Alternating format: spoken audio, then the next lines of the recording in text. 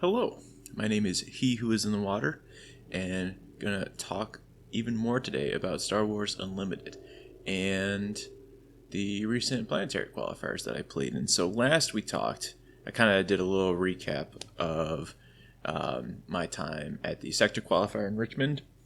And one of my main takeaways from that was I didn't love how Quinlan was placed in the metagame, and I didn't really like how the deck was constructed. I didn't think for the time my build was particularly good, and how things played out. And things have continued to develop, and for whatever reason, I continued to work on the deck, mostly out of stubbornness, I think, a little bit of the sunk cost fallacy. But as I want to talk about here, I had some interesting ideas that I've kind of thrown around in it and ended up, I think, at a pretty good place, pretty functional build of the deck that operates somewhat differently than most builds of it, and suits my playstyle a bit better, perhaps. But I kind of want to talk about that process. And yeah, so we'll get into, and I do just want to throw, this thumbnail was like a fever dream for me, but let me tell you, so this is a reference to Death's album Scream Bloody Gore, but I came up with the pun of Tarkin torn to pieces like 11 o'clock last night, and I was just cackling by myself alone in my apartment for like 10 minutes on that one. I love that pun so much. So I'm as goofy as it is, like, and as stupid as some of these puns are, I'm also like, it's just such a niche joke to have, song titles with puns based on the cards in the deck. I just love being able to do dumb stuff like this. So I did want to talk about that a little bit too. But so last we talked about Quinlan. This was a list that I played at the Sector Qualifier, and there were some pretty significant issues going on here, and I just didn't really feel like everything was clicking the way that I needed it to. Crafty Smuggler felt a little bit unexciting here. Daring Raid didn't really do what I needed it to do. Red 5 has been supremely disappointing in this deck, because it reads really well, but I just find whenever that's your turn 2 play, it's very easy for your opponent to interact with that quite profitably. It just kind of doesn't work out, and it's also pretty face up on letting your opponent figure out what they want to do. I do really like the card. It's a great dopamine card. Like, just attacking for 3, killing something for free, like, is just incredible. But I find that in particular, in general in this metagame, those kind of situations don't come up as much as you might like to. Against Sabine, it's just really hard. So I think Sabine ECL is like probably the matchup that Red 5 is going to have like the highest ceiling in, of where there's a lot of ground combat happening, and it's just dumping tons of damage onto like leader Sabine and pose and making trades happen more aggressively. But I kind of find that in practice it just gets eaten up by like a Sabine masterpiece, either ECL'd or timely intervention, or even just like Fleet Lieutenant on like an A-Wing or something. It just kind of, or Chewie makes any of those threats really bad, and like Red 5 is just kind of very weak into Chewie. And if you're playing too much to space, Sabine can kind of punish you that way. So I was really just kind of shelving this idea. I also recognize that there's like some stuff that I was a little too focused on. So like specifically Ezra and Red 5 are both cards that make the Timmy brain and me happy, where it's like, ooh, on attack I get to draw a card with Ezra, or on attack I'm getting to deal 2 damage. And I find I just wasn't, I guess, maybe appropriately evaluating that card. So I really wanted to kind of take a step back, and I investigated some other brews within this kind of shell. And so, good, because I got to remember the order of these slides a little bit. So one place that I wanted to look was incorporating the card Cunning to Quinlan, because the red cards in Tarkintown were not as thrilling for me. And this is where I first introduced Ma Klounkee to the idea. The next 3 slides are all kind of like around the same time, like the same kind of like 3 or 4 days of brainstorming these ideas. So getting to like Ma Klounkee on everything is sort of like a pretty early thing that I was interested in. And I really wanted to try cunning in this shell and playing some more Underworld units to enable Ma Klounkee. So like Cartel Turncoat was something I was pretty excited about trying at first. Bodhi Rook kind of read well for certain aspects of the metagame, like being able to snag a resupply out of like these hero Green Data Vault decks, or the Overwhelming Barrage, Super Laser Blast, resupplies out of Curas. Like that's a pretty exciting card. And this one just kind of didn't really come together. And I think a takeaway from this and one of some of the other lists that I'm going to talk about shortly is just how vital Tarkintown is to operating with Quinlan, because he is a kind of a tempo mid-range leader. He's different from, I think, like Cad Bane Tarkintown, which can take on or is going to play a longer game and be a bit more interactive. And so the pings from like Cad Tarkintown are just kind of not incidental, but they're just making your cards harder to deal with. But Quinlan really at a baseline kind of needs to make the Tarkintown an impactful thing to like really push board advantage early and then be able to turn the corner pretty effectively. So a build like this doesn't really get to like maximize that the best. And Ma Klounkee in these more yellow based builds is like kind of I mean it is interesting, but it does not, without Tarkintown, we're never really killing a 5 health thing with this. Like this deck this build right here handles an X4 like pretty well. But trying to get up above that, like a Sundari Peacekeepers for this exact deck that we're showing right now is disastrous. And that's just kind of something we got to be a little bit more prepared for. But I was really interested in these Underworld themes. I also played some games with the Smuggler Starfighter. Is another like Underworld payoff, and I was interested in that. I think the way it's executed here is a little bit inadequate, because I think there might be a world where Smuggler Starfighter is acceptable, but it has to have more smuggle cards, and we need to have like Han 7 in here to try and like benefit from slowing the game down with it. And this particular list here is just a little too confused in what it wants to be doing. Like, okay, we're Ma Klounkeeing, but we're also like playing Guerrilla Soldiers and Cunning. Those are like Ma Klounkee Bodhi Rook is like playing a slower, more interactive mid-range deck like the Han Yellow deck wants to, but then Guerrilla Soldiers Cunning is kind of like, oh, we're really trying to murder some people. And again, like Smuggler Starfighter just kind of comes in a weird tension with that in kind of the direction, the type of game that we're wanting to play. But this was a fun idea to at least play a couple of games with, and like 30 health base does feel a lot different with Quinlan, where Tarkintown at 25 is such a detriment. So another related idea that I explored was Lake Country, and there's going to be a little bit of a theme here where like I'm really interested in Lake Country as a base, and that's something that I was like interested during spoiler season on, and then as this metagame has gone out, there's actually been like the occasional deck that's done well with Lake Country. Hera Lake Country has done okay. Leia Lake Country, I thought, had a moment in the sun. And specifically the Rise of Data Vault deck to just dominate the entire metagame.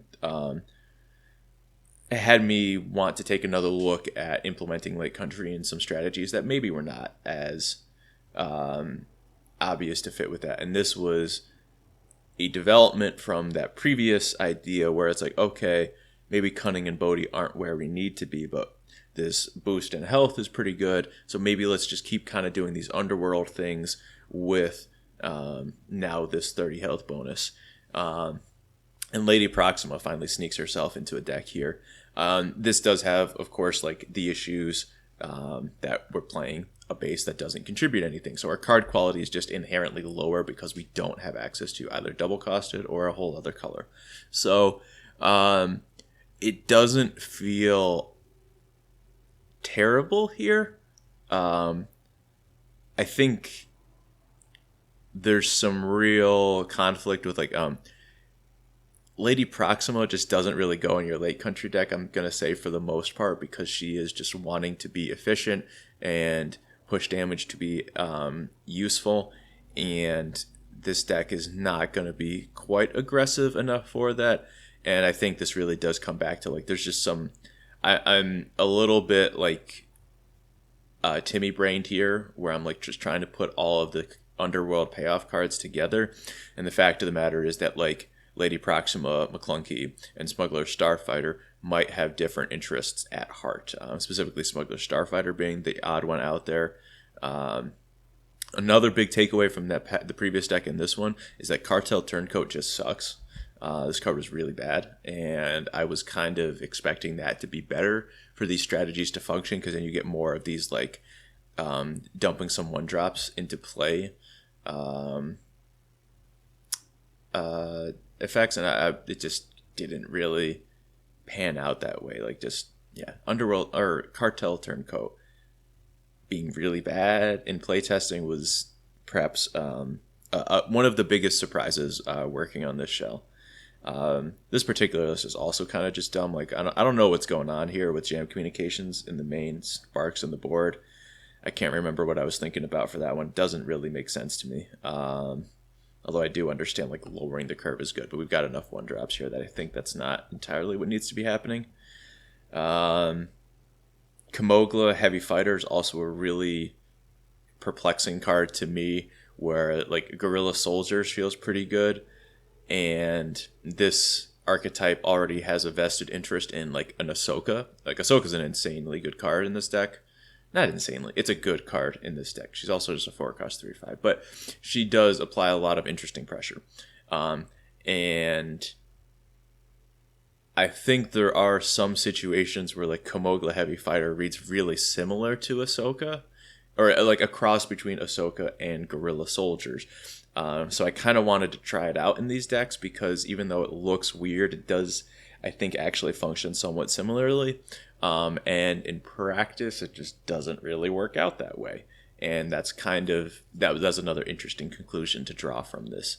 That Cartel Turncoat and Kamogla Heavy Fighter are not really it. Cloud Rider's interesting here. I like Cloud Rider. It's probably just worse than the X-34 Landspeeder now, but like when I'm playing all Underworld cards, you can kind of justify him a little. It's not really the best justification, but he's like, I think, like the next best 2-drop that hits our Underworld plans. But bigger problems with this deck are just not having the ability to go late. There's just a complete lack of smuggle going on here, aside from these hot shots and these starfighters. And the smuggle is a really important part of how Quinlan Tarkintown like generally operates. So losing that in this build for these Underworld cards at a greater premium is pretty problematic, and leads to just a lot of floundering on the like turn 6, where like, do you have Han Solo? If you do, okay, things are in business. If you don't, the fall off is like really significant, and we're not quite fast enough to avoid those situations. So this is a pretty failed deck idea, but one that I'm still interested, or glad that I pursued, because like the Lake Country memes kind of haven't been able to get out of my head. And finally, a little bit of a different direction here, where I'm still like interested in these Underworld cards, but another card that just lives in my head rent free is Never Tell 'Em at the Odds.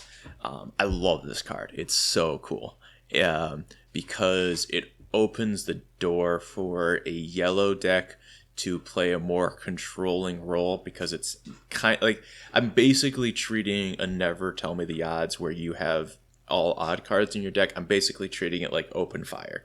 There is a chance that it only does 3, but in 3 mills from your opponent, I haven't done the math. It's not even napkin math. This is vibes based math. I'm feeling that like you mill your opponent for 3 cards, reasonable odds that one of them costs 3.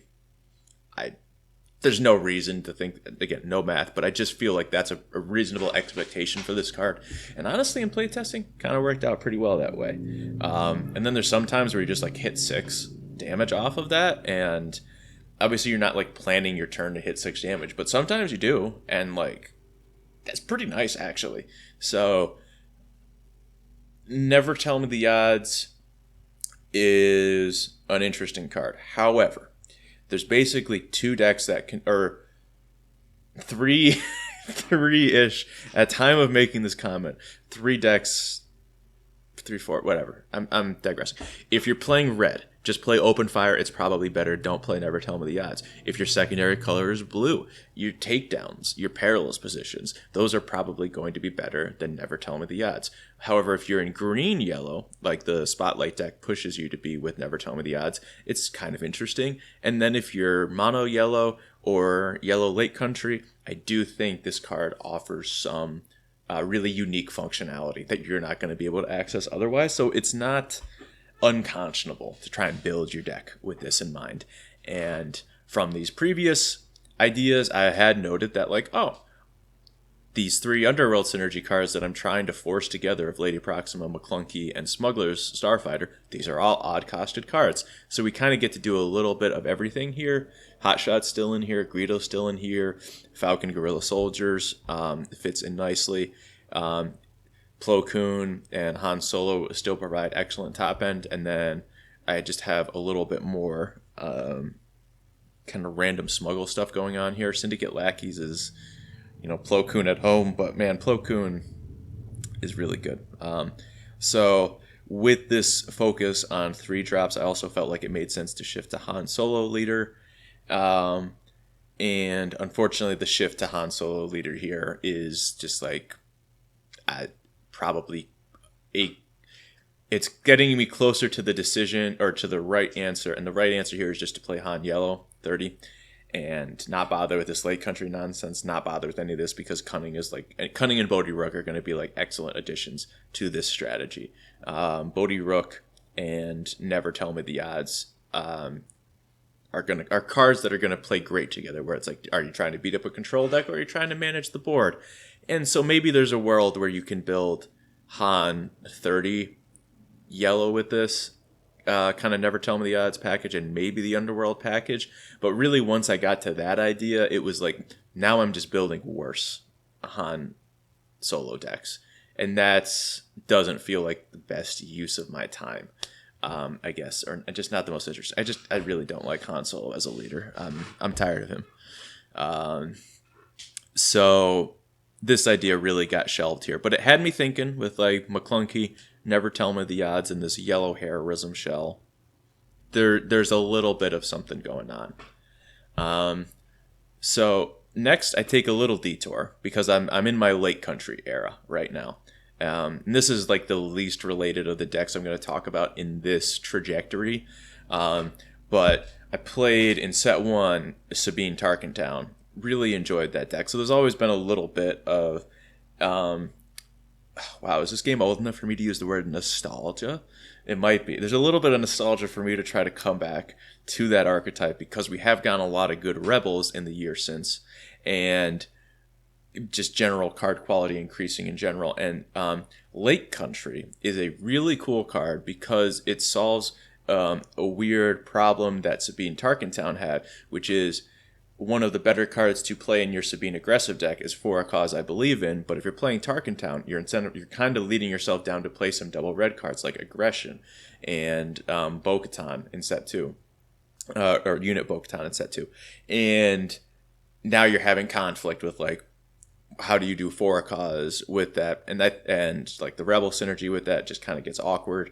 There's a little too much going on to try and fit it all in there. So that was definitely part of why I shelved ever thinking about that, like back in set 2 and 3. But Lake Country is interesting.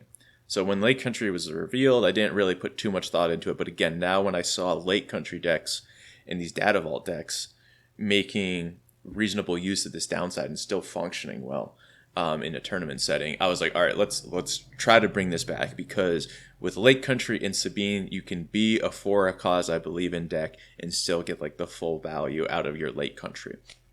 And having extra health is like actually kind of valuable when you have Sabine as your leader. And now you're just like pinging yourself even more aggressively because you're like, whatever, this does not matter. Played some games with this deck, worked a little bit on it, and this is just, it's not quite there. And part of it is that like card quality has fallen off. Like Red 3 is like a really interesting card to play in this like off the bat and set 1, but like nowadays you can't register this card. You cannot play Red 3 in your constructed decks, and that's just you cannot be doing this. There's so many 3-power space units on turn 1. It's not pushing you over the edge to make certain trades happen. I'm now looking at this deck and I'm wondering where the hell is Sabine's Masterpiece is. There's a lot of pieces missing from what's going on here. So this is just not entirely where it needs to be. Like Black 1, Heroic Resolve, and Spark of Rebellion R2D2 are just not quite powerful enough cards to warrant going on here. And I'm still wondering, it's like, do you just play Poe and Wrecker as like complete value cards in this kind of an archetype? And that might be the case. And yeah, I don't know. This deck is, the cards are not, the card quality is not where it needs to be for this, and there is awkwardness again. We're like, okay, I'm playing a 34 health base in my aggro deck. It's not really helping me get to my goal of killing my opponent faster. But it does meet this niche requirement of everything being a for a cause target, which is helpful. So, there might be something here, like Sabine's Masterpiece and Gorilla Attack Pod are 2 cards that I'd be kind of interested in trying to work in. This Black 1 package, Black 1 Heroic Resolve is probably not where it needs to be. And I don't know if I cut Black 1, then maybe just cut R2D2. I don't know. We're talking about cutting a lot of cards here, and I don't know if there's quite the rebels to justify all of these cuts happening. But and then I don't know. Then you just play Poe and Wrecker because they're so good. I don't know if you have enough 2-drops then. Whatever. I'm really digressing on this point. But this was an interesting, and while it's not like directly tied to this trajectory I was on with Quinlan, this was like, I'm looking at these like red, yellow heroism decks, really trying to fiddle around with them, see what different kind of stuff is feeling good, feeling underexplored, maybe that I can incorporate. So let's go on to the next one. And again, kind of related to that, but this is exploring red heroism, and really the counterweight to my exploration with Sabine Lake Country there is Han with accessing a lot of those units where so on that last Sabine Lake Country deck, I was thinking about just incorporating Poe and Wrecker just strictly for value. And when I was thinking about that in a double red context, then I was more just like, let's look at what Han is going to look like in this shell, because 2 other cards that I'm interested in Han red strategies are Red 5 and Millennium Falcon, because these can be 3/4s on turn 2, or they can be Phoenix Squadron A-Wings, Kylo's Tython. So they're just a 3/2 in space on turn 1. And that opens up a lot of things in your curve. And this was a fun deck to build and play a little bit with, because it's with Mr. Bones, you're kind of like, your heroism mono red Kylo, and it actually plays out like kind of interesting here.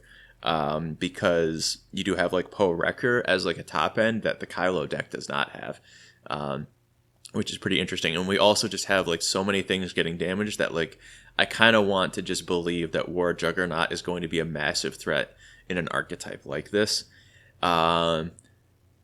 The Tarkintown just feels a little bit necessary, and we have a couple extra things like Twice the Pride, Daring Grade to help turn that on. And then Cham Syndulla is also just like a crazy good card in this metagame versus Data Vault decks if you can line it up. So this one needs a little bit more work. Like, I don't know about these Falcons. I don't know about these Heroic Sacks. Soldier of the 501st is not a card that I... Soldier of the 501st and Heroic Renegade are not cards that you really ever see in a competitive context, and ones that I'm skeptical if they have the stuff to make it up here, but it's also like a kind of unique opportunity to play these in a double red aggro heroism deck, which doesn't really exist outside of the Rebels package. So this is all probably worse than just playing the Sabine Red Rebels list that I showed before and playing the good cards, but there's some interesting stuff going on here that I might want to pursue at some point, but has me thinking about a lot of these things. And now that I talk about Sabine there, I am... Here's a good question, or not question, an interesting idea, but like I have never built a Quinlan Tarkintown list to play for a cause I believe in. And if we're going really aggro, is that perhaps a card to be interested in? I'm not sure. That's... The gears might have to turn on that one in a little bit, but this deck is interesting.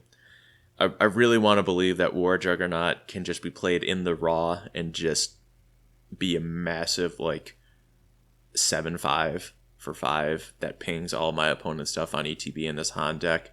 Also another Tarkintown enabler, kind of maybe. I want to try this deck out because just like this bottom line here of Cham Aggression, Poe, War Juggernaut, Wrecker with this, I'm like kind of interested in.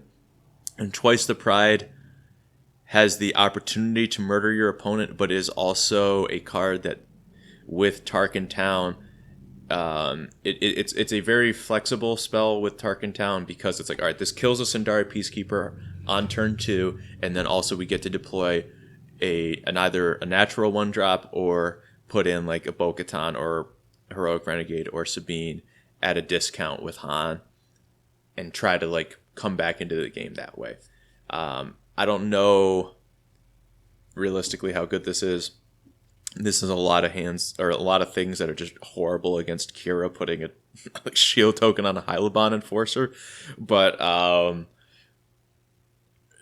there's an interesting thing going on here. I do want to, and yeah, so this middle row over here, or the Disabling Fangfighter Falcon Red 5, I'm a little bit more skeptical of what's going on here, but there's something here that I may want to return to at some point. So this leads me to like this is the Eureka-ish moment, right? I'm brewing these bad, not bad. They are bad. I'm brewing these bad, but like really interesting red and yellow heroism decks, and that are more on the mid-rangey side. I'm really like not leaning too heavily control in any of these. We're on the aggro mid-range side of things, and I returned to one of my old loves, which is Admiral Akbar, which is not a great start, but the flash of inspiration I had was this card Fight with Fire, which deals 3 to a friendly unit and then 3 to an enemy unit in the same arena. And that really clicked with me as like, okay, with Tarkin down, we're doing a ton of damage. And this card sort of ends up with Akbar being an incredible Lady Proxima deck, which is weird because Lady Proxima sucks as a card. It kind of just, it's the bad news to take, but like she's just bad. Because in this game, she's worse than Criminal Muscle because you attack with Criminal Muscle once and deal 2 damage. You have to do so much work to get 2 damage out of Lady Proxima. But there are some interesting properties that she has. 4 toughness is one of those. And so she can fight with fire, still survive on the board, and now you have an 0-1 that you can be generating tokens with Akbar. Or she's a very efficient 2 Ma Klounkee back to your hand. she just does a lot of things here, and there's like enough good uses going on with Lady Proxima, and this is really this is everything that I've talked about so far coming together. And I've done so. I guess the structure of this video is a little bit weird because like I start off by saying, hey, I'm playing Ma Klounkee and Quinlan Tarkintown, so you know that I get there. But like these are kind of ideas that are happening in tandem through this brewing process that I'm describing, where I have these yellow decks that are incorporating Ma Klounkee, and I have these red heroism decks with Sabine, Lake Country, and Han Tarkintown. And this is where those two paths reconverge. I kind of separated at the start, and now they're coming back together in this strategy, and realizing that like, oh, Ma Klounkee with Tarkintown is really exciting. That's actually a pretty powerful interaction that I learned playing these games. There's some other like cute Akbar stuff going on here. Like Fight Fire with Fire is also like kind of cool with Akbar tokens because you don't really care about losing them to that, and it's a way to like turn those tokens into like more immediate board presence, which is good because Akbar can generate a ton of value over the long game, but its tokens in the action economy are just so terrible, and coming in exhausted is just really rough. And so Fight Fire with Fire helps mitigate some of that while also being functional with these like Lady Proxima draws, which is really cool. And also this sort of fits into being a Never Tell Me the Odds deck, kind of forcing it in here. But there's sort of a cool property here with Akbar where it's like we have this incredibly low curve on one end and then massive stuff on the other end. So we're playing like all of these one drops so that we're taking a ton of actions on like the first 3 turns of the game. But then in the later turns, it's like, I'm just dropping a Poe into a man. I'm just Poe Dameron somebody. Han Solo and Fistnest are just coming down and playing incredibly unfair games while I already did my really finicky stuff on the early turns to try to stabilize the board. And that can generate some problems for the opponents. It's really... I think this one probably benefits from not being an odd themed deck. I thought Boshek would be really cool because we have these like really low curves that our hands will empty relatively quickly. We also have a steady supply of tokens from Akbar we can just be Boshecking onto them and growing the board. But Boshek and Never Tell Me the Odds are really not necessary for this deck. And when you're not playing Boshek, then you can maybe cut. Actually, I don't know how else you cut from there, but like you lose that restriction, the deck starts to open up a lot more. I haven't really gotten to there of building a non-odd build of this, but it was really exciting to me playing this, and that Ma Klounkee Tarkintown, Fight Fire Tarkintown here was actually doing some really significant work controlling the board for me, and so I wasn't like forcing myself to try to build this back to Quinlan Tarkintown, but after playing some games with this, I was like, okay, maybe some of this can work with Quinlan Tarkintown. And so this is where I end up with my list for the first Planetary Qualifier that I play with this. And I know I've talked a lot about this so far, and it's on paper it really doesn't look that different from what you may expect out of a Quinlan deck. Crafty Smuggler is a card I've been playing for a while, but like people play a lot of 2-drops. There's a lot of conversation to have about 2-drops as you play in Quinlan. Nobody's gonna think you're stupid for playing Crafty Smuggler, right? People are going to think you're stupid for playing Mercenary Gunship. They're not entirely wrong. The card is bad, but I've had my A-Wings ECL'd too many times. I'm not doing it anymore. You can steal it on the later turn, whatever. I'm putting it in there. I'm not getting ECL'd. And it also works as a Ma Klounkee target where, okay, you play some, like, Mercenary Gunship lets you have some early aggression, then you bring it back to hand before your opponent starts considering trading, putting the resources into it to steal it. It's not the worst synergy.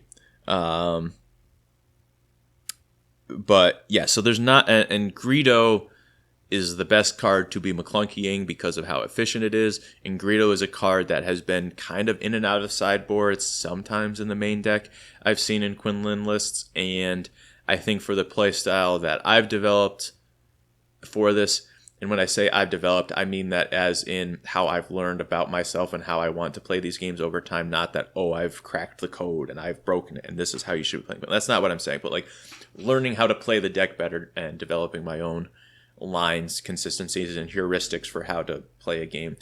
It is very common to just kind of end up passing through the early turns, even against non-Sabine decks, because they don't want to get like 2-drop ping with Quinlan and then Tarkintown and then behind on the early turn, that it's not just Sabine that's going to be passing back and forth and then heading into the second turn of the game. And I found that a lot of time when I'm heading into the second turn of the game, the 3-drops in Quinlan were just really unimpressive for me. Guerrilla Soldiers has failed me in a lot of times, and Cassian Andor is incredible. Awesome card, one of the better cards in this deck. And Falcon is like a jack of all trades. You kind of need Falcons because it's just a very helpful mid-range tool. I can be talked down to 2 copies, but I really want a little bit of Millennium Falcon piece of junk in my deck because it just is helpful when you're behind, and it's helpful when you're closing games. It's just bad when you're trying to curve out. So it's a card that you can't really be too afraid to resource because there are a lot of hands where it's going to be very taxing to you and you just got to say, no, I'm doing something else. But the point that I'm getting to here is that I was really frustrated with the 3-drops. And so this Greedo Ma Klounkee package is excellent at passing on turn 1 and then turn 2 going like Greedo Ma Klounkee Greedo and then maybe do a Tarkintown and you're disrupting your opponent's turn and then getting your Greedo in play is an awesome position to be in. Or even if they just try to slow play you and they don't want to play a 3-drop into your 3-drops, then they'll do some 2-drop stuff, then going 2-drop, 1-drop, like just going L3 Greedo is going to feel incredible in a lot of those situations, and put your opponent under a significant amount of pressure. That I do like it.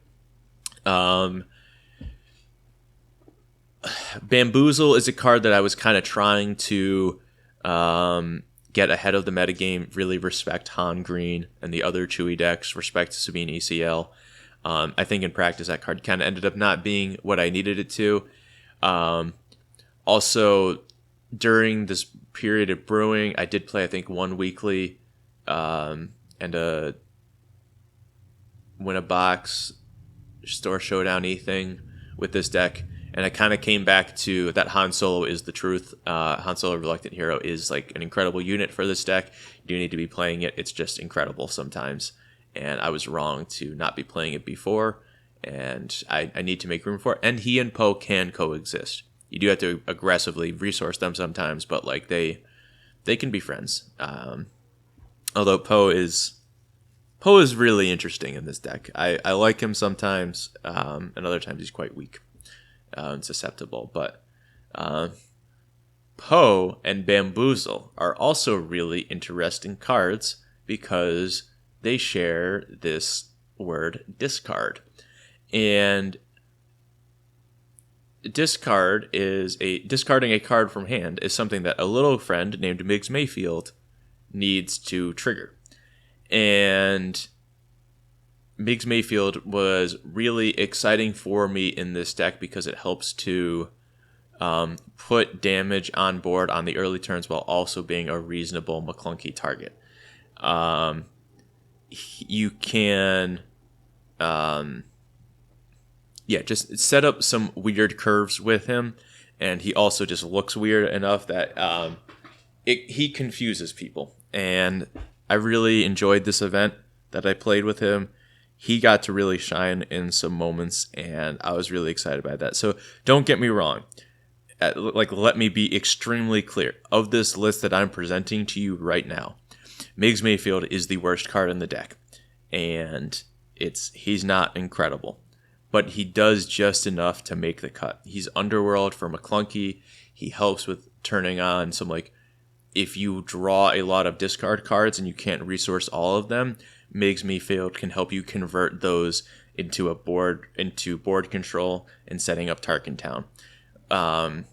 I wanted to move away from Grogu and Ezra in earlier situations, and Migs Mayfield like is a budget Grogu, where like turn 2 you can go Migs Mayfield, force throw your opponent if your hand really doesn't want you to be holding on to force throw for that long, which force throw is also a card I've come really low on now. People are really good at playing around it now.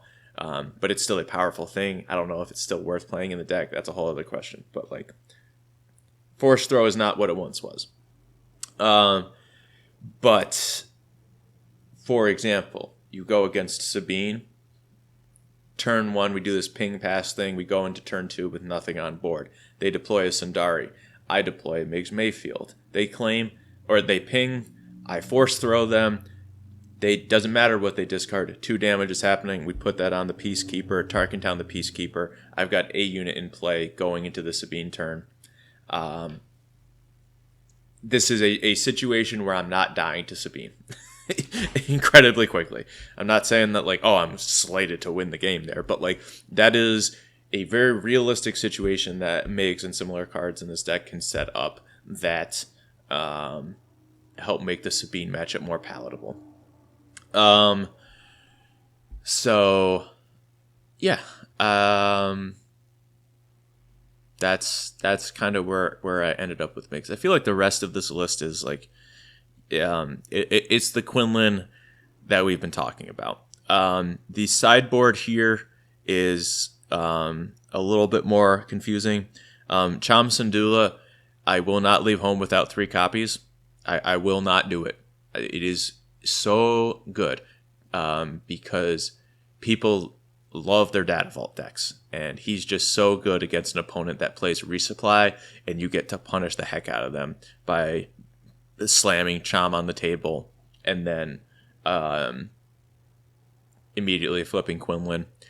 And those extra resources are incredibly valuable because this deck has a lot of smuggle available to it, or not a lot, but like the smuggle really helps that even if our curve can be on the lower end compared to a lot of other mid-range decks, Cassian, L3, and Hotshot here are all great things to be smuggling in, so we're going to use those excess resources very effectively. So Cham Syndulla, I will not accept a Quinlan list that does not play 3 in the board at this time. I see some at like the I believe at the the regional I don't know what the name of the tournament was that happened in Minnesota this past weekend. I saw some Quinlan lists in there without 3 Cham Syndulla. I've not broken it. I'm not the best player ever, but like I'm not playing a list that doesn't have 3 Cham Syndulla, and not playing 3 in this Data Vault infested metagame, that's maniacal to me. It's so good when it lines up, and you've got enough 4-drops in the deck that like if your opponent's not ramping, you just kind of resource it, no problem. And if your opponent's not ramping and they're a Data Vault deck, guess what? That's really good for you. So like he just kind of cuts both ways in that sense. Gamorrean Guards I found to be the best Sentinel versus Sabine. I think we'd play him here without the Underworld text. It doesn't really, you're not really trying to Ma Klounkee your Gamorrean Guard back to hand. I suppose there's times when you do that, but I like him the most because it can trade with a Sabine, but it does not fall victim to the your opponent just having a Fleet Lieutenant or a Battlefield Marine in play, which is something that was really problematic for me trying Shadowed Hover Tank that I saw in a significant number of Quinlan sideboards. That card really did not impress me. So Gamorrean Guards was more palatable to me, where you can deploy him out. We do have a ton of yellow units, so he's frequently going to have Sentinel, and if he causes a significant enough amount of problems. Sure, K2SO just trades into him, but like that's not a terrible outcome for us. I did just see lists yesterday that had Hidden Sharpshooter in a similar role, which is a card from Twilight. I believe that's 4 cost for a 4/3 with Ambush. I kind of don't like that plan because that means that the Sabine player just has to deploy Sabine into 4 open resources, and like they'll just claim it's some of those spots, and that's really bad. So like I like that Gamorrean Guards it's just fit my needs the best as like the Sentinel for Sabines. Millennium Falcon has been a card for the grindy matchups, but has also just been really important for Falcon mirrors for decks like Han Yellow or Han Green mirrors to have another great ambush target. Having an additional smuggle card that's higher on the curve is also really enjoyable sometimes. It's just kind of a good value card and nice when I'm trying to get things like Bamboozle out of my deck or Miggs Mayfield out of my deck if I feel like it's not adequate. And Bombing Run is, I just actually wanted to respect Vader Yellow. I think the Vader list can be pretty scary, and Bombing Run is just like a great answer to clean all of that up and a clone combat squadron in the turn before Vader comes down. And so I think it fits that window pretty narrowly, and I was a little scared of that matchup and felt like this is a really impactful card to bring. I'll just do that and have a silver bullet in here. Spoiler alert, did not end up in either of these tournaments playing a Vader deck, but I did see some Vader decks at the second PQ that I played, so it wasn't for nothing. People are playing that deck. And also, I wanted to bring it because another deck that scares me a little bit, and I expect some people to enjoy playing it because I love playing them, are like Unity of Purpose decks. Can be a little bit challenging for this because their curves are weird. They don't care about a lot of stuff. Their toughness just gets really tall. And I think Bombing Run is like an okay thing to clean up that. So I had 2 in the board for like Vader and Unity Purpose decks. How necessary that is unclear, but like, I don't know, it was justifiable to me. So let's talk now about how this tournament went for me. So this was the first one I played over at Millennium Games in Rochester, which I've been to this store a couple of times now.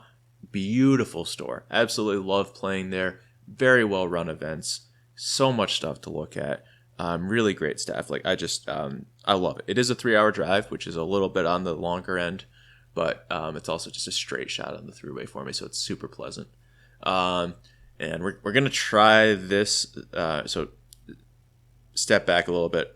Talking meta about building slideshows for these YouTube videos. I'm going to try showing the deck list over in the corner here. I'm still feel like this takes up a ton of visual retail space, but we're going to try this, see how this goes for a little bit. Maybe this is helpful to have as we go through slides where we're talking about a particular list and trying to have some like visual feedback up there that this is the one that we're talking about. So in round 1, let me pull out my notebook here because that's where I've got everything.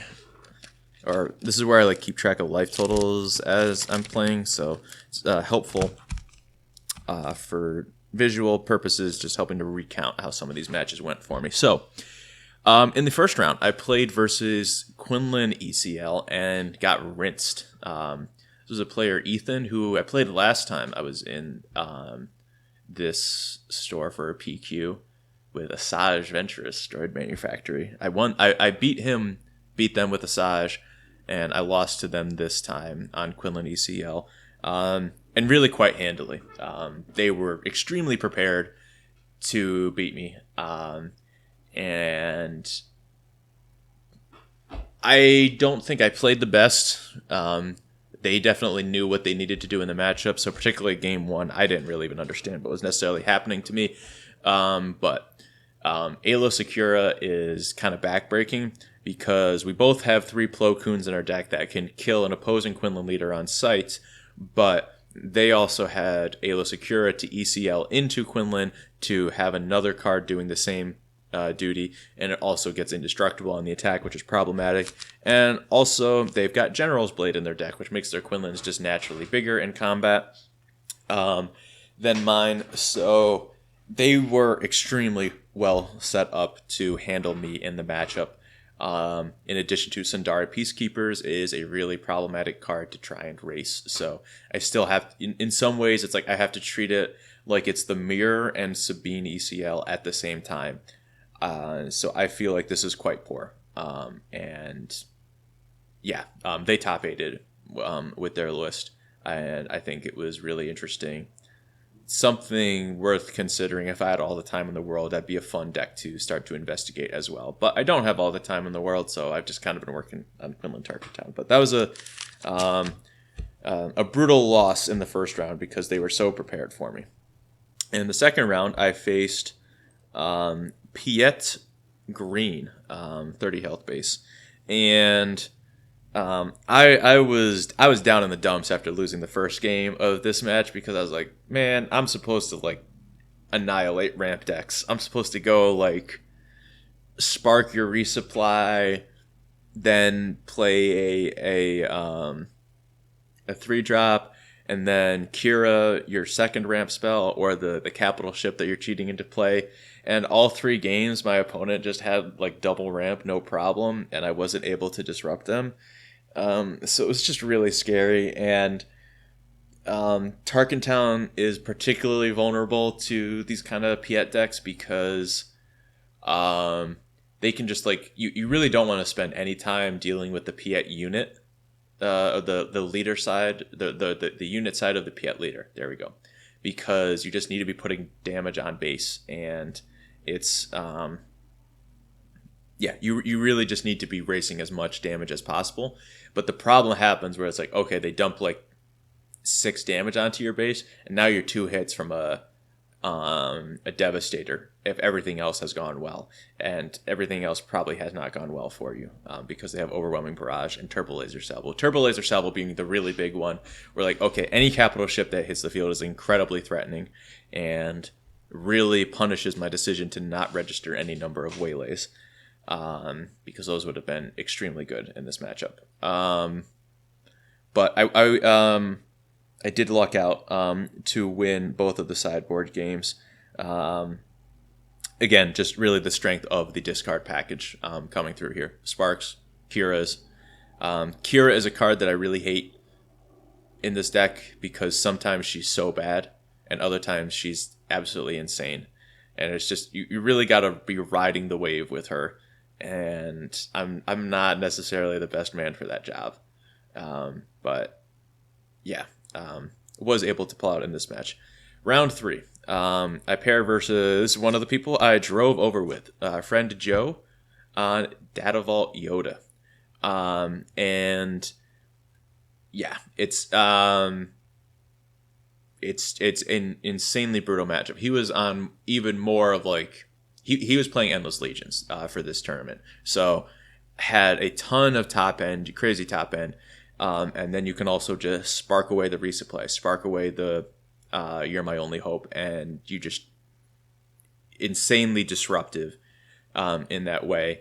And generally speaking, your games are kind of going before Yoda comes down. And even if we make it to the Yoda turn, it's like Yoda can deploy, kill something, but you're frequently able to kill them with like a hotshot blaster before Yoda gets to attack and hit that restore off. So I think versus like more of the traditional like blue green heroism Data Vault decks, it's a much closer matchup. But versus like this really gambly Yoda version, it's just going to be very good because it just takes a very small amount of disruption to really throw him off kilter. Although he's got insane top end to go over the top in other matchups. But so that led me to be 2-1 in the 4th round. I played versus Sabine ECL, again somebody that I played, a local Rochester player that I played the last time I was in there, and this time I was able to get the win. And this was just chef's kiss. I got to like do everything that I wanted to, or everything that I envisioned the Ma Klounkee version of this deck doing in the mirror, I got to execute in this match, and that was so satisfying. Game 1, I did lose because I was able to stabilize to like we're both top decking, and so we're top decking, and I deploy Kira as my first action, and they're on 5 resources because they already record to blow up a little bit. So they're on 5 resources, and I Kira, it's like turn 7, I think. I look at a hand that has K2SO and another wrecker. So my gut reaction was just, okay, I'm going to take the K2SO or name K2SO so they can't do anything this turn, and we're going to go from there. And And then the following turn we go, they resource, they deploy Wrecker, blow up my Cura, and my 2 draw steps were force throw. And it's like, now I'm just facing down a Wrecker with no board, and it's like, guess I die. And I talked about that with the player afterwards. Alex is his name. And because I felt kind of silly about that decision where, like, okay, if I'm curing there and I see K2SO Wrecker, maybe I just have to name the Wrecker because I die to it no matter what, and it just answers the Cura. And he felt that it was actually correct for me to name the K2SO. I'm really not sure about that spot. And that's one that, like, I'm happy with the notes that I take, but, like, it's hard. I can't necessarily tell exactly what life totals were at that particular section, which would greatly inform that decision. But yeah, that was an interesting spot.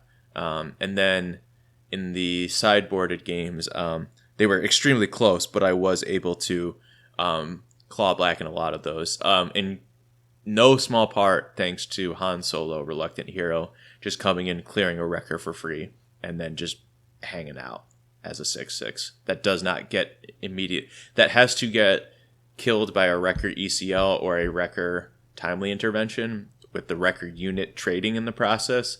It cannot just deal the 5 to it. And my sideboard pose were also helpful to this end of just having more 6/6s to throw into play versus the Wrecker deck. Was nice. So I was very pleased with how this matchup played out. In round 5, I actually got to be in the feature match area, and I played versus Spark of Rebellion Han 30 Green, and this matchup did not go particularly well for me. Game 1, I got to live the dream where he starts by resourcing with Han.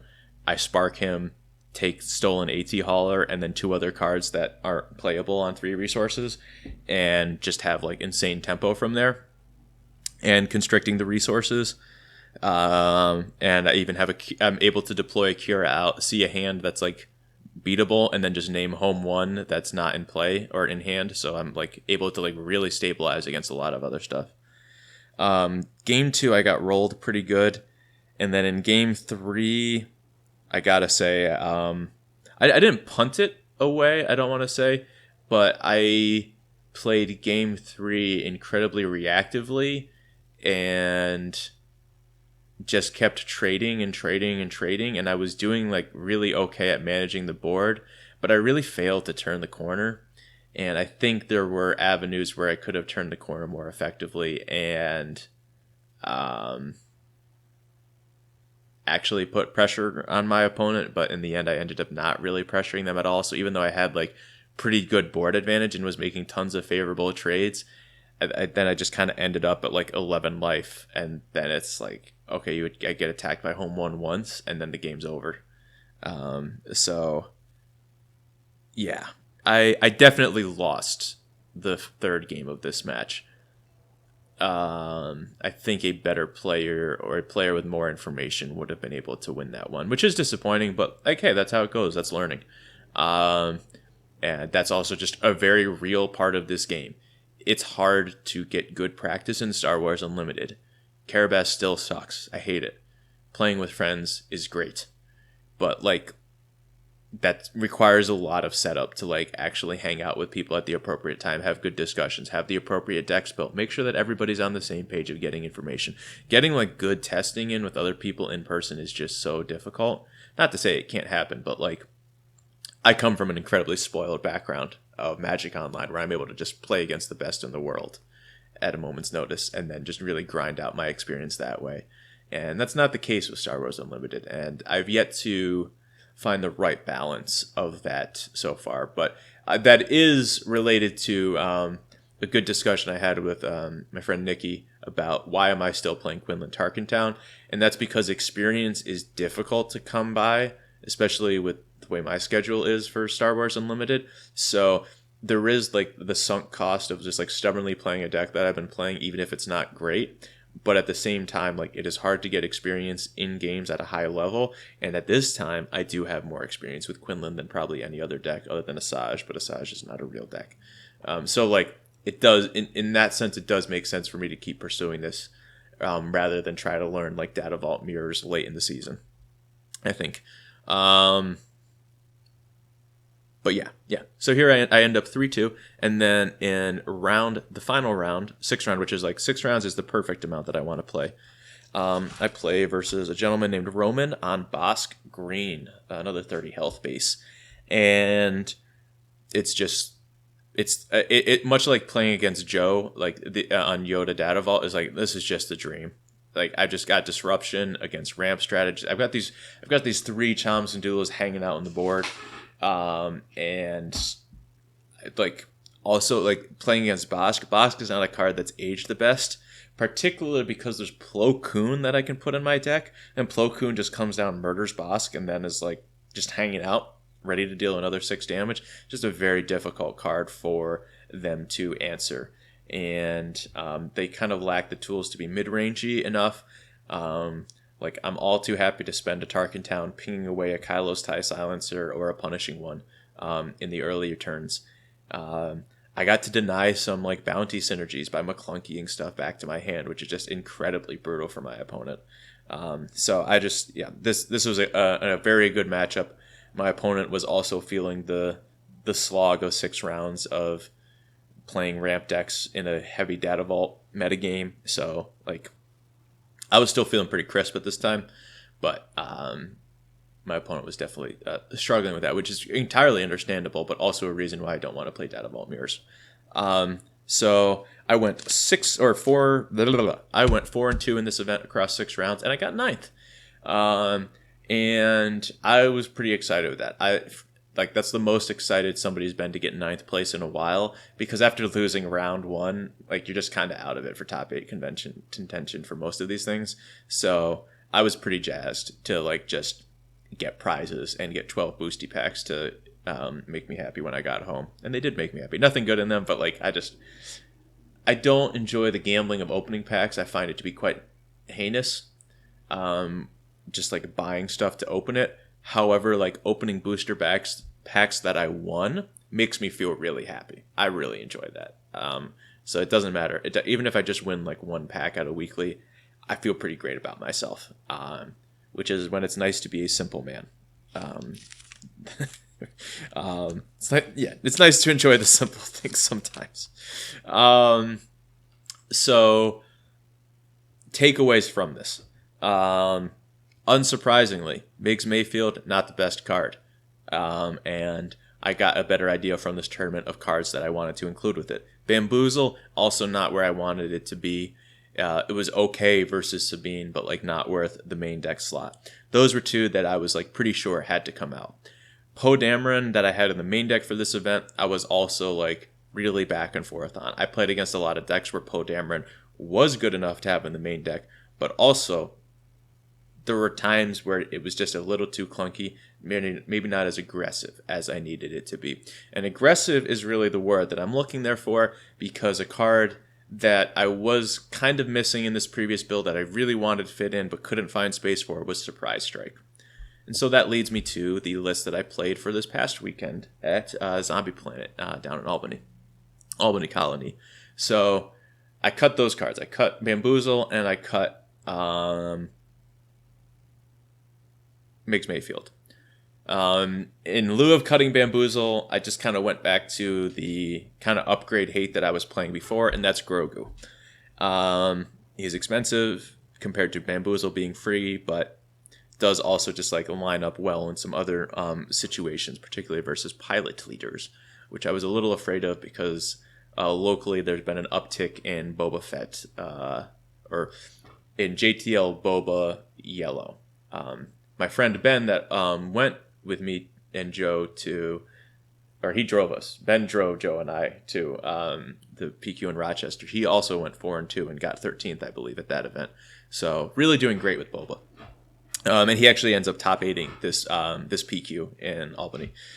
So Grogu's also there as like, it respects Sabine with Darksaber, but also has some utility against pilot leaders like Vader. And bringing that back into the main deck also made me comfortable to cut the bombing runs from the board to have better answers to like a giant clone combat squadron or a Vader flipping onto a TIE fighter. And I was like, I'm able to let go of the security blanket that was bombing run, holding on to that. But Bombing Run, not out of the question for me to return to in this sideboard. Poe Dameron, I did cut for Surprise Strike explicitly. I was just kind of like, yeah, I just kind of have to bite the bullet on that one and be a more aggressive deck and try not to be as reactive, which is a little counterintuitive when I put Grogu back in the deck as well. And I don't really have a great defense for that. That is kind of conflicting.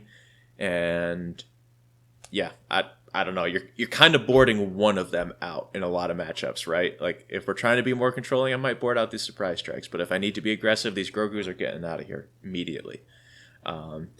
And Grogu pairs really well with Poe in the sideboard, where I'm like very happy to be changing those out, I guess. And yeah, so Surprise Strikes were back in, and I still wanted to have enough cheap units of the Underworld trait for Ma Klounkee to be good, and so Reckless Gunslinger is the card that I opted for. A 2-1 for 1 that pings both players when it comes into play, and then has Smuggle 3. I just thought that like it does the good Greedo impression of being able to flurry out with Ma Klounkee. Dealing damage to myself with Tarkintown is really scary, but at the same time dealing damage to my opponent when I need to be aggressive is also quite tantalizing. So I kind of wanted to give that a shot, did a few practice games, and felt like it was serviceable. Not amazing, but serviceable. And then other than that, we're really talking about the same deck. I let the Bombing Runs, the Migs Mayfield, and the Bamboozles go. Shifted the pose to the sideboard, brought in Surprise Strike, Grogu, and Reckless Gunslinger. The only really questionable card that I'm bringing in there, right, is Reckless Gunslinger, but everything else that I'm talking about are cards that most Quinlan players would accept as being part of like that broader toolbox of cards that you would consider for the archetype. I'm not really the exact mix of things may be different, may be confusing, but like we're talking about reasonable card selection for the most part here. So in this event, it was just the other day down in Colony. And for round 1, I played versus my friend Harrison on Piet Red, and I was able to 2-0 this matchup. This is the Piet variant that I think I'm the most scared of, because Ruthless Raider and JTL Devastator are really effective at turning the corner quickly on me. And again, with that chip damage from Piet can just very quickly kill me. And I don't really want to be investing time and resources into killing Piet. I just kind of want to leave him in play and ignore it and just go base all the time. And fortunately, that worked out in both games. Was able to be disruptive enough and have some good mulligans from my opponent that were just awkward enough for me to get across the finish line. So off to a 1-0 start, already better than last time. But then in round 2, I get manhandled by a player named Julien on Sabine ECL. And these were horrific beatdowns. These games were not close. Game 1, and it's also a little frustrating because they were just playing out their 2-drops on turn 1, so my whole plan of doing like passing through turn 1, getting the turn 2, just didn't really happen. And then it kind of turns out this build is like not great to play on turn 1 as well as others, or maybe I don't know. It's weird. But like Battlefield Marine is a more problematic card to deal with, and so like in game 1, I mulligan and keep like a heinous hand that has just like turn 1 Grogu. So they go Battlefield Marine without even pinging first. Then I go Grogu, deal 1 damage to the Battlefield Marine. But one of the cards that I did put resource on the first turn was a Hotshot Blaster. So I was like, okay, actually I'm not going to Tarkintown this Battlefield Marine right away, which is a weird spot to be in. Immediately get punished because they just Fleet Lieutenant slap me for 5 with the Battlefield Marine, and then I hot shot the Grogu to kill the Battlefield Marine, and now I've got a Grogu hanging out and play some weird cards in hand. And then I go into the Sabine flip turn. They just hit me for 3. No problem. Whatever. It's my life. And I start with Kira, and then I look at their hand, and it is literally Darksaber, Fleet Lieutenant, Wrecker, Poe. And it's like, okay, so there's no game to be played here, because that is literally the perfect hand to try and Kira in that spot. Because if I take Fleet Lieutenant or Darksaber, you just get to like dump tons of damage into me with the other. I name Fleet Lieutenant, so that way they have to play the Darksaber to use resources that turn, and then I get to Grogu tap it down. But like now all I've got in play is this 2/2 Grogu, a 3/5 Kira. This Darksabered Sabine is just going to crush me. Because Poe and Wrecker are literally coming down the pipeline. I haven't been able to fish out an ECL yet. My hand is dog water. It was brutal. And then game 2 was just much of the same. Mulligan, don't produce a turn 1 play. Opponent plays on turn 1. So I don't even get to like try to bluff my way through it. And it's just, complete and utter disaster. But that's okay. And because that is in the way that I punish ramp decks by having disruption of like Spark of Rebellion and Kira, that is the way that Sabine checks the rest of the format, by being so aggressive and direct right off the bat that like, you can't mulligan. If you mulligan and you have a bad hand, you lose. And that is what Sabine is always going to be there to do. And it doesn't matter that it's Sabine. It's going to be Poe ECL doing that to you. It's going to be some other similar aggressive deck, and Sabine is just the best at doing that, but that's the role that she kind of ends up playing in the metagame. So, round 2, get hit with another loss. I play versus Han Datavault, or Shadows of the Galaxy Han Datavault. And this matchup felt really bad. I was just not... I did have some awkward hands again, but I was just... really not competitive, and the quality of my hands was just so bad in this. Not terrible openers, but like I went like turn 1 Sabine, and then turn 2 I draw the other 2 Sabines, and my opponents played like blue leader, so it's like I'm not even like trading off this Sabine this turn that I know of, so like I'm just stuck with 2 more dead cards. And then so I go like 2-drop into Greedo, and then turn 3, I draw 2 Greedos with no way to really destroy my Greedo in play. So it's like, great, I've just like bricked for 4 draws in a row, and my opponent's curve is just beautiful because they're playing Han Solo. It was just that was a nightmare game. And then game 2 I ended up winning. But game 3, I had the same kind of thing where they curved like Wrecker, or they curved Poe Wrecker ahead of schedule, and I was able to deal some damage to it. But then I'm just like looking at my hand, and I draw all 3 Plo Koons and 2 Han Solos, but like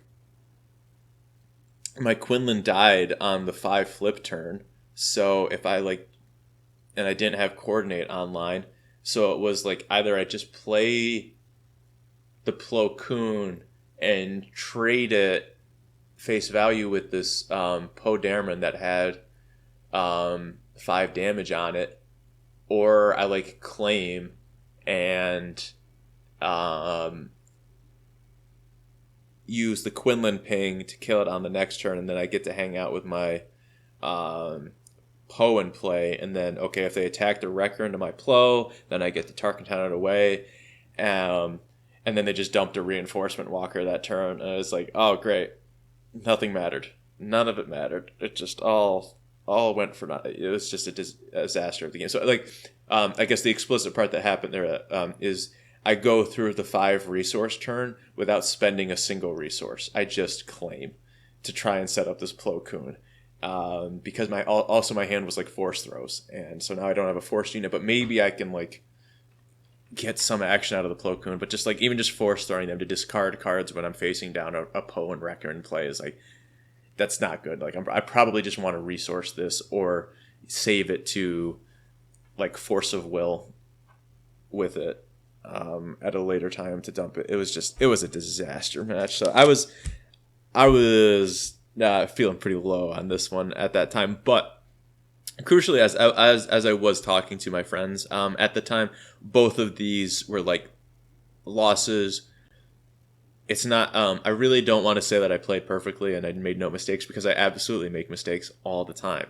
I do it. I'm human, but it is also easy, or I am comfortable articulating that these losses were part of just the experience of playing card games, right? I had clunky draws versus an incredible aggro deck draw, and I lost, and that's going to be part of it. I played a deck that has a ton of 3 copies of unique units, and I drew a lot of the same unique unit, and it was really awkward.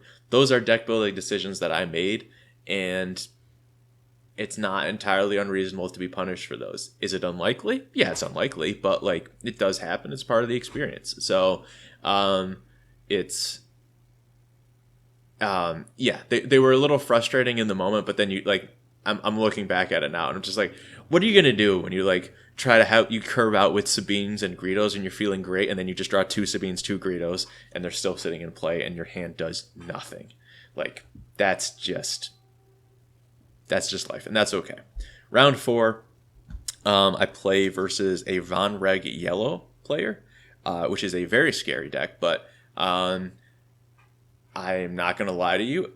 I played out of my mind this match, and I absolutely deserved those wins. It was really close in a couple of spots, but like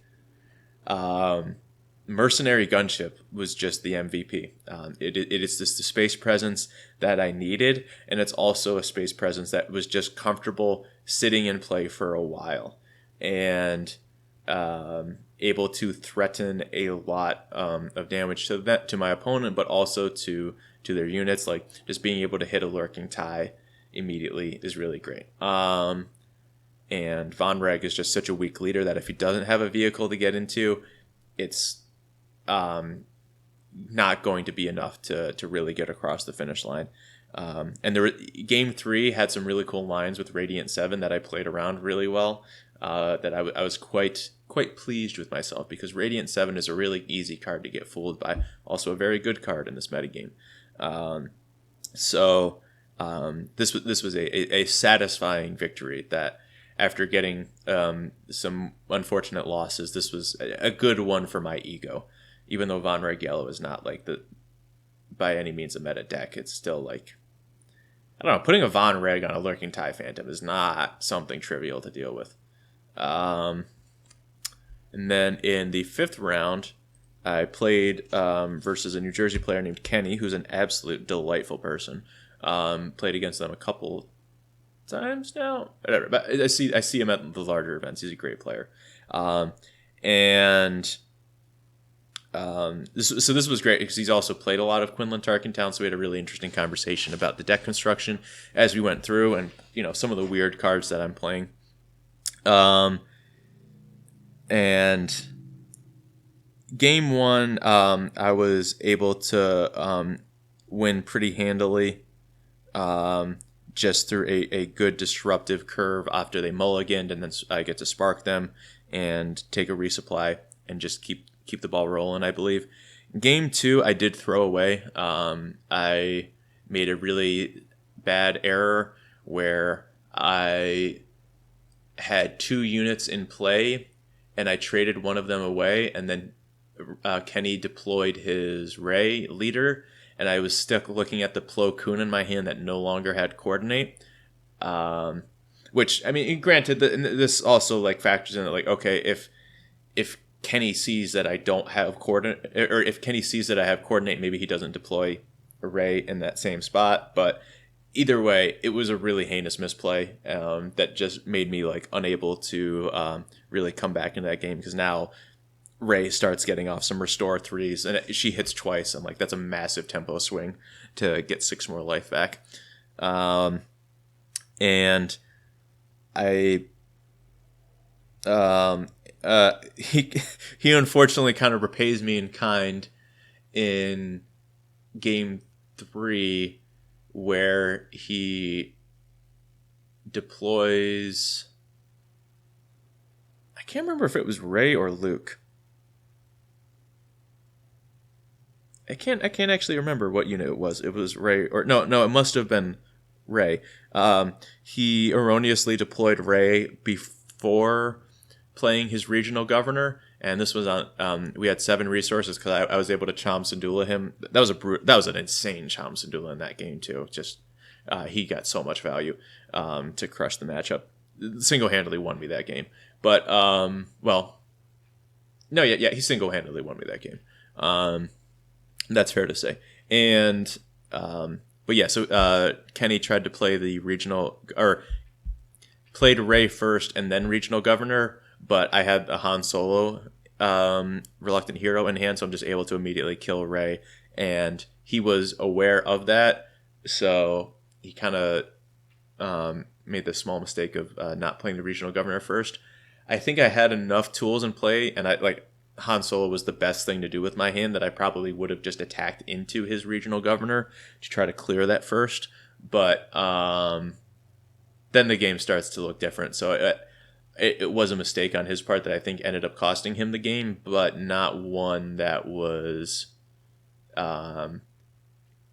it's not clear if that goes great for him without that mistake either. In the same way that like the Plo Koon mistake I made before is like, I'm not sure I necessarily win that game if I don't dumb it up like that, but I definitely did not win that game afterwards. So I was able to claw my way back from 1-2 to a 3-2. And then in the final round, I got to play versus friend Nikki Morgan, who I talked about a couple of times now. Probably our best local player, and he actually won the Rochester PQ that we were at. So he's won PQs in both seasons now, and really just a master of the Kira Data Vault archetype. And we both agreed going into it that I think Kira is favored. Game one, I was able to secure a pretty easy win where he mulliganed. So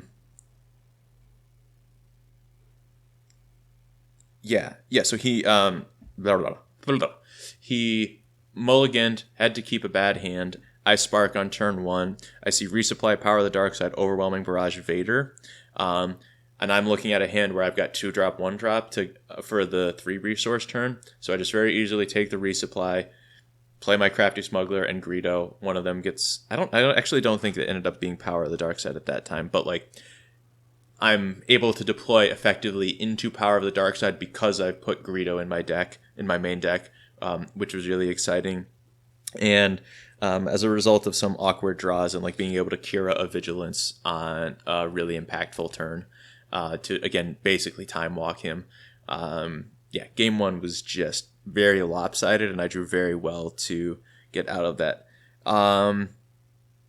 Game two was weird because I kind of just ended up grinding him out, but that's because he did not see any Avengers or Devastators. I chewed through a couple of Vaders in both games, which was pretty exciting. But Crafty Smuggler was really incredible. Or Crafty Smuggler L3 were imperative to making those Vader trades happen. And I also just had very good visibility on Han Solo in both games, which is important.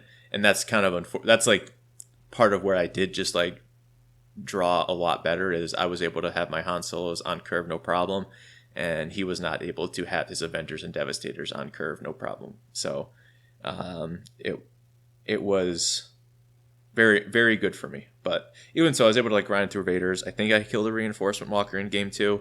But we both agreed that this was like kind of weird for me to win, and I don't think it should have been 2-0, but I certainly took it, because then I got 13th, got some more boosties for my trouble on that, and I was really quite ecstatic from that. To bounce back from 1-2 into a 4-2 was really exciting for me.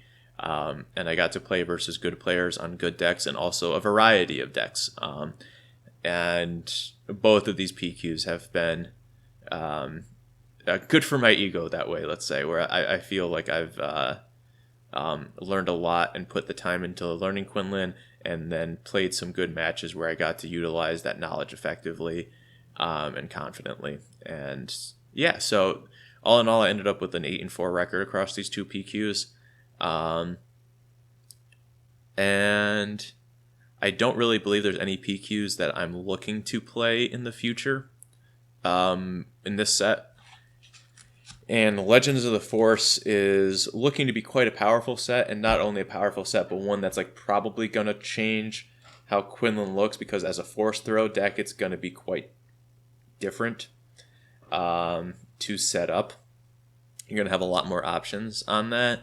How much do you want to be using the Force? Because, okay, we can happily play Grogu's, things like that. Do we want to move back to more Ezra's, Ahsoka's? Or we already have the Ahsoka's, but like there's a significant number of options that are going to become available to us, and I don't really want to even think about it until the set is fully revealed.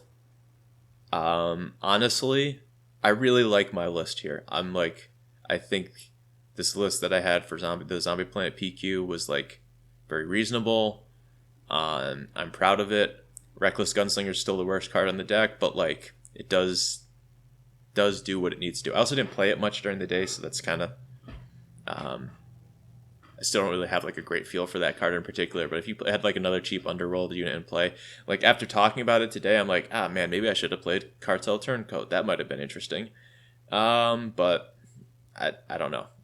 That could be an acceptable inclusion as well in its stead. That's good into like space decks. But all in all, yeah, just like pretty pleased with how this turned out. May want to explore it in the future. And yeah, there's I just don't even really want to. I got not burned, but like I kind of hate spoiler season because, especially for how parasitic Fantasy Flight designs all of their sets to be, which is something I low-key hate. I want more like generalized useful sets, but everything is so like contained within the set. But the bad part of that is it's like I don't even want to build a deck. I don't even want to talk about cards until I see everything. There's some that I can make some sweeping generalizations that, like, yeah, Kit Fisto and the new Grand Inquisitor, probably not very good as leaders. You can have that one for free. But like some of the other stuff, like how do you want to build a deck that uses the Force? Are these Force bases good? I've seen like 3 payoffs for using the Force, most of them in Heroism Green, which look very powerful, but like in a yellow-red deck, I don't know. The Waylay that discards a card if you use the Force, that seems pretty great. I'm probably not going to warp my deck around that if that's the only card, though. So we'll have to see. And Tarkintown, let me crucially say this, though. Tarkintown is so essential to this Quinlan Red archetype to get a nice value out of it and push tempo while you're ahead is crucial. And I don't know, like even the other day or yesterday, I was thinking about like, oh, well, maybe I'll take another look at Quinlan Yellow, try to use Cunning the card. But I do just keep coming back to like, you can just have a mono yellow deck with Tarkintown, and that still just might be the right thing to do for Quinlan. Because Tarkintown is so essential for your game plan in a way that it's like not essential for a Cad Bane deck or as I was talking about updating that red or Sabine Lake Country deck, like Tarkintown is something you can let go of for that. That Han Tarkintown deck I had, you could build that to be a Han 30, and I think that'd be fine. I don't really respect Thermal Oscillator in this house, but a Han 30 would be an acceptable way to build that deck as well. I don't know. But I'm really skeptical about using a Force base for the Quinlan deck. I think some of those Force bases will be playable, but I'm not sure that Quinlan can let go of Tarkintown and look like this. You could build an entirely different Quinlan deck, and maybe there's a world where that looks out fine. But I don't think you're gonna just like slot a couple cards into Quinlan because of how important Tarkintown is to this deck. It's gonna need to look quite different. And yeah, so that's kind of what I have going forward. Probably not going to play too much more of this deck until the PQs start rising up next time, but we'll see if there's some slightly larger events. Like a Win-A-Box, I'd still probably want to bring something like this for a local event. We do have one bonus deck to talk about that is completely divorced from everything that I've been talking about, and this is just completely for fun, kind of bad. I really wanted to build an Admiral Trench aggro deck with Tarkintown, because it's actually not completely divorced from everything, because I got looking at Miggs Mayfield as a result of this deck, and I was like, you know what would be really cool with Miggs Mayfield? Admiral Trench, because you just discard a card on turn 1, now you deal 2 damage or something, you Tarkintown it, boom. You clear a Sundari Peacekeeper. You clear a Cassian. You clear a stolen AT hauler. Just bingo, bango, bongo. Like, can you imagine your Han green opponent goes turn 1, puts a stolen AT hauler into play, and you go Migs, discard, Tarkintown, steal the AT hauler back? Of course, they're probably not going to do that to you once you play Migs Mayfield. But, like, it's so cool. I don't know. There's having just like the free discard here on turn 1 for Migs is pretty interesting. And I also wanted to explore the idea of Trench in an aggro strategy, because Trench reads like if you it's kind of hard to, but like, I feel like Trench as a Magic card, it's tough because Magic, the way they do Brawl and Commanders, like everything's like Trench. Everything just keeps coming back. But I've built aggro decks like that as Commander decks or Brawl decks, where you just have a super low curve and your commander just ends up being the top of your curve, and you just keep slamming it over and over and over again. I remember with Kamigawa Neon Dynasty, I would play Atsushi, a mono red Brawl deck. I really enjoyed grinding with that one because he like makes treasures when he dies, so you could just like pay the commander tax with that and then just get him again the next turn. And that was like kind of a nice way to have your deck be super consistent low end, and you always had stuff to do on the top end. And I kind of feel like Trench operates similarly here, where you can play a super low to the ground deck. Like these triple 1-drop draws are going to be acceptable because you've got Trench to gas you back up on the later turns. And also when you have these 1-drops like Sanction or Subtle is kind of a cheeky way to answer Chewbacca strategies and be capturing them. In addition to Kylo's TIE Silencer, if you flip that off of your Trench activation, then you just, you take one card, let the Silencer go to the graveyard, play the Silencer from the graveyard, maybe play the 1-drop that you kept in your hand, and you've deployed a ton of power and toughness to the board while also having a very functional low curve deck. It's an interesting idea here. This was the first draft I had of it. There's already some changes that I want to make. Bazine and Unmasking the Conspiracy are probably a little too interactive for what this really wants to be doing. And Ruthless Raider, I think, is just kind of categorically not where you want to be for this, as much as it is a good card. It's just that, like, if your six resource turn needs to be Trench, or flip Trench, play the card you draw off of Trench. And Ruthless Raider just never fits in well with that, so I just don't think that's something you should be doing with this. But I'm a little interested in coming back to this. The main issue that I'm looking at here is that because my friend Ben has been doing so well with Boba Yellow, or JTL Boba Yellow, I am still just like looking at this and I'm like, I should be playing that deck.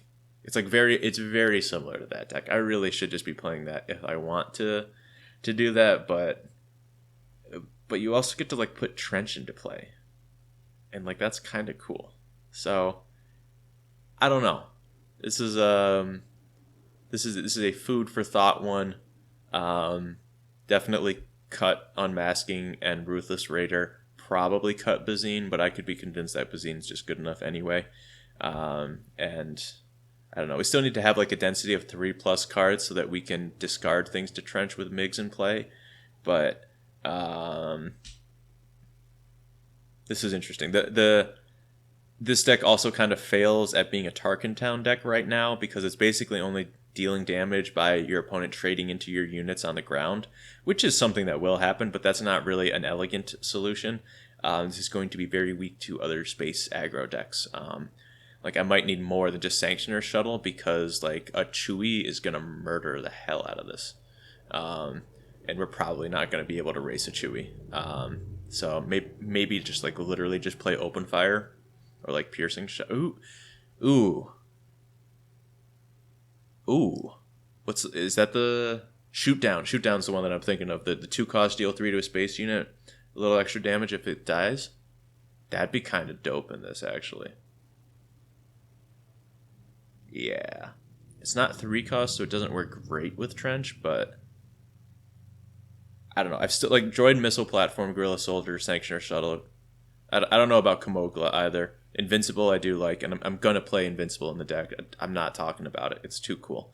But like you still got some reasonable number of four or cards that cost 3 or more to put into trench.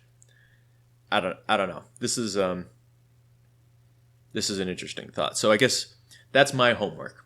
I've got 2 decks that I want to work on. I want to get a more refined version of this, and I want to have a Quinlan list that plays for a cause I believe in.